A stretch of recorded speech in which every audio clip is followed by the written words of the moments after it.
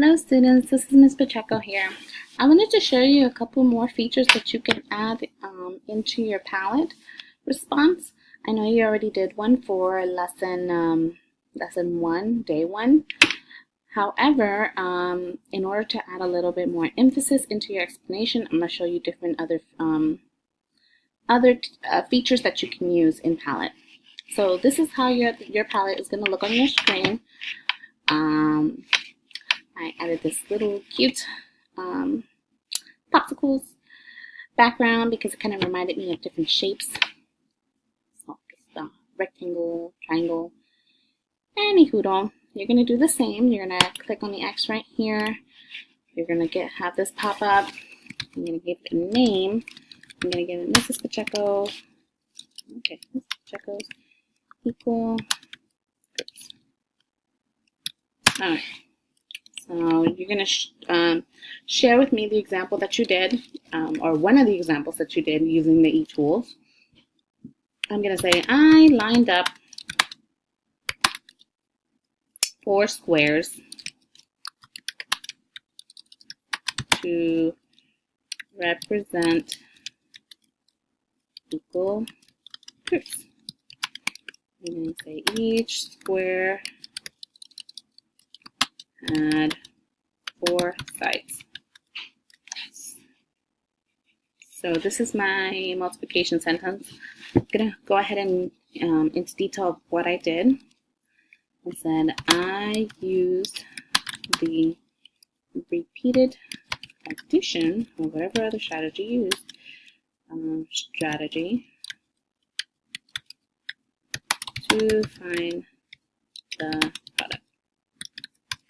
I'm going to write in my multiplication equation now. I'm going to say 4x for 4 times 4 equals 16. Now,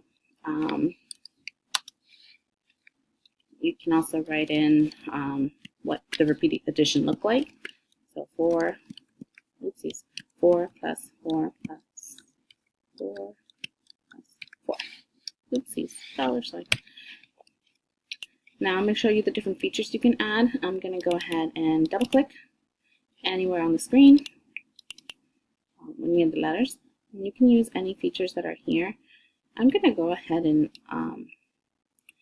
bold this word product because that's a key word that we learned in this unit lesson. I also want to you can also highlight. I'm going to highlight my multiplication equation. So yeah, this is a highlighting tool. Oopsies, click there. Well, that's for a different font, I believe. Here is my highlighting tool, and it highlighted my equation. I believe that's all there is. There's cross out, italicize. There's also different other features, but I don't think it'll be necessary for you to use these. I do want to just show you what you can add. Right here, you can add a drawing. You're going to go down. You don't need to add anything else here. Like you don't need to upload a picture or anything. Just go ahead and use the drawing tool, and you can draw a representation of what you did. So I'm going to go ahead and draw 4 squares. Now, they're not going to look perfect.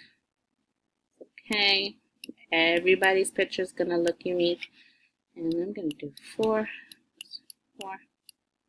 Oops, it's too far. That's 4. It's representing my 4 squares. Let's say I also want to draw in an array. I can also do that. I'm going to choose a color, choose my pencil, and I'm just going to do a couple lines. So because there was 4 squares, I'm going to draw 4 rows to represent the 4 equal groups. And in each group are 4 sides. So I'm going to do, in each group there are 4 sides. So I'm going to go ahead and do 4 columns. It doesn't look perfect, but it's okay. Nobody's is perfect. Again, everyone's is going to look unique. So these are my 4, and I don't think I have that much space here. Oopsies. My 4 columns. Alright, after that, you can just save it, and it will be on your palette for you to share with everyone. Other features on here, if in case you want to, you don't have to, you can change the color. You can also, in case you're looking at someone else's, you should have this option to expand it, so that way you can see it a little better. That way you're not squinting like I am. And voila! It's there for you to share it with the rest of the class. I hope this video helped you. If in case you have any more questions on how to use Palette, you can always email me. I look forward to seeing your responses.